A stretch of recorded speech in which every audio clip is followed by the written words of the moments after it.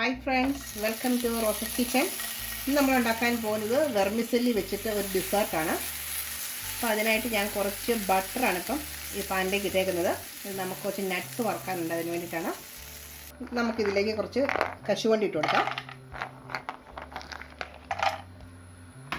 ഇതൊന്ന് ഫ്രൈ ആയി വരുമ്പോൾ നമുക്കതിലേക്ക് കുറച്ച് ഉണക്കമുന്തിരി കൊണ്ട് ചേർക്കുന്നുണ്ട്. ഇതിപ്പോൾ ഏകദേശം ആയിട്ടുണ്ട്. അപ്പോൾ നമുക്കിതിലേക്ക് ഇനി കുറച്ച് ഉണക്കമുന്തിരി ഇട്ട് കൊടുക്കാം. നമുക്ക് തീ കുറച്ച് വെച്ചിരിക്കുകയാണ്. ഇതൊന്ന് ഫ്രൈ ആയി കഴിയുമ്പോൾ നമുക്കിത് കോരി മാറ്റണം. ഇതിപ്പോൾ ഫ്രൈ ആയിട്ടുണ്ട്. നമുക്കിത് ഒന്ന് കോരി മാറ്റി വയ്ക്കാം. ബാക്കി ബട്ടറിലേക്ക് നമുക്ക് നമ്മുടെ വെർമിസെല്ലി വറുത്തെടുക്കാം. ഞാനിപ്പോൾ 150 ഗ്രാം വെർമിസെല്ലിയാണ് എടുത്തിരിക്കുന്നത്. വറുത്തതോ വറുക്കാത്തതോ നമുക്ക് ഉപയോഗിക്കാം. വറുത്തായാലും വറുക്കാത്തായാലും നമ്മളത് ബട്ടറിനകത്തൊന്ന് ഫ്രൈ ചെയ്തെടുക്കണം. ഇനി നമുക്കിതിലേക്ക് ഒരു 2 സ്പൂൺ മിൽക്ക് പൗഡറാണ് ഇടുന്നത്.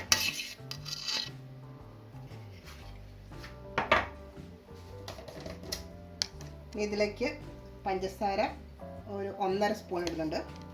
നിങ്ങൾക്ക് മധുരം നിങ്ങളുടെ ഇഷ്ടമനുസരിച്ച് കൂട്ടാം.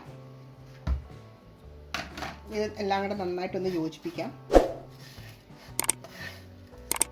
വേണമെങ്കിൽ ഒരു ഫ്ലേവറിന് നമുക്ക് കുറച്ച് ഏലക്കാപ്പൊടി കൂടെ ചേർക്കാം. ഞാനൊരു 1/2 സ്പൂൺ ഏലക്കാപ്പൊടി ഇപ്പോൾ ചേർക്കുന്നുണ്ട്. അത് നിർബന്ധമില്ല, ഓപ്ഷണലാണ്.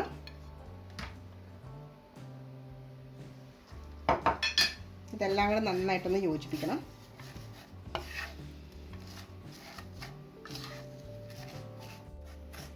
ഇനി നമുക്കിതിലേക്ക് നമ്മൾ വറുത്ത് വെച്ചിരിക്കുന്ന നട്ട്സ് കുറച്ചെടുത്തിടാം.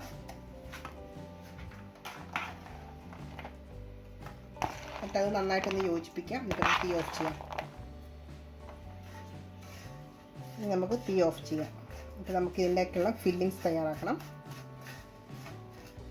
ഇനി നമുക്കിതിലേക്കുള്ള ഫില്ലിങ്സ് തയ്യാറാക്കാൻ വേണ്ടിയിട്ട് ഞാൻ 70 ഗ്രാം കസ്റ്റാർഡ് പൗഡറാണ് എടുത്തിരിക്കുന്നത്. ഇതിലേക്ക് 1 സ്പൂൺ കോൺഫ്ലവർ. ഇതിൽ നമുക്ക് കുറച്ച് പാൽ ഒഴിച്ചിട്ട് നന്നായിട്ടൊന്ന് മിക്സ് ചെയ്തെടുക്കണം.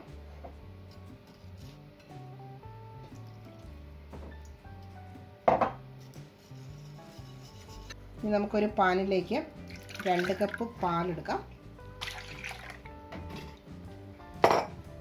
ഈ പാലിലേക്ക് നമുക്കൊരു 1/4 കപ്പ് കണ്ടൻസ്ഡ് മിൽക്ക് ഒഴിക്കണം. ഇതിലേക്ക് നമ്മൾ തയ്യാറാക്കി വെച്ചിരിക്കുന്ന ആ കസ്റ്റാർഡിൻ്റെ മിക്സും കൂടി ചേർത്ത് കൊടുക്കാം. എന്നിട്ട് ഇത് നന്നായിട്ട് നമുക്കൊന്ന് കുറുകുന്നോടം വരെ ഒന്ന് തിളപ്പിച്ചെടുക്കണം. നമ്മുടെ ഫില്ലിങ്സിനുള്ള ക്രീം കുറുകി വന്നിട്ടുണ്ട്. നമുക്കിനി തീ ഓഫ് ചെയ്യാം. ഇനി നമുക്കിത് സെറ്റ് ചെയ്യാം ലെയറായിട്ട്. ഞാനൊരു ബൗളാണ് എടുത്തിരിക്കുന്നത്. അതിൻ്റെ ആദ്യമായിട്ട് നമുക്ക് നമ്മുടെ വെർമിസെല്ലി ഇട്ട് കൊടുക്കാം. ഇതൊന്ന് നന്നായിട്ടൊന്ന് സ്പ്രെഡ് ചെയ്ത് കൊടുത്തിട്ട് ഇതിൻ്റെ മുകളിലേക്ക് നമ്മുടെ ഫില്ലിംഗ് ക്രീം ഒഴിച്ച് കൊടുക്കണം. ഇനി നമുക്കിതിൻ്റെ മുകളിലേക്ക് നമ്മുടെ ക്രീം ഒഴിച്ച് കൊടുക്കാം.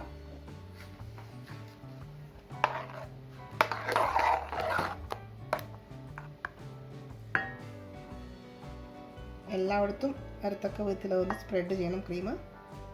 ഇനി നമുക്ക് ഇതിൻ്റെ മുകളിലേക്ക് വീണ്ടും നമ്മുടെ വെർമിസെല്ലി ഇട്ട് കൊടുക്കാം. ഇത് നമുക്ക് എത്ര ലെയർ വേണമെങ്കിലും ആക്കാം. നമ്മുടെ കയ്യിൽ ക്രീം തീരുന്നോളം വരെ നമുക്ക് ഓരോ ലെയറായിട്ട് ഇങ്ങനെ ചെയ്തുകൊണ്ടിരിക്കാം. നമുക്ക് അടുത്ത ലെയർ ഉണ്ടാക്കണമെങ്കിൽ ഇതിൻ്റെ മുകളിലേക്ക് കുറച്ചും കൂടെ ക്രീം ഒഴിച്ചിട്ട് വീണ്ടും ആ ക്രീമിൻ്റെ മുകളിൽ വെർമിസെല്ലി ഇട്ട് കൊടുത്ത് ഇങ്ങനെ ഓരോ ലെയറാക്കാം.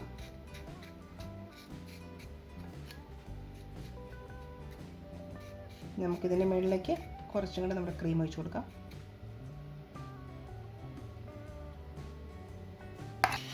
നമുക്ക് ഇതിൻ്റെ മുകളിലോട്ടും കൂടെ ഇട്ട് കൊടുക്കാം കുറച്ച് വെർമിസെല്ലിയും കൂടെ. അപ്പോൾ ഞാനിപ്പോൾ 2 ലെയറാണ് വെച്ചിരിക്കുന്നത്. ഇത് നമുക്കിപ്പോൾ ചൂടോടെ കഴിക്കാനും നല്ലതാണ്. ഇത് തണുത്ത് കഴിഞ്ഞിട്ടാലും കഴിക്കാൻ നല്ലതാണ്. തണുത്ത് കഴിയുമ്പോഴാണ് ഒന്നും കൂടെ ടേസ്റ്റ് കൂടുതൽ.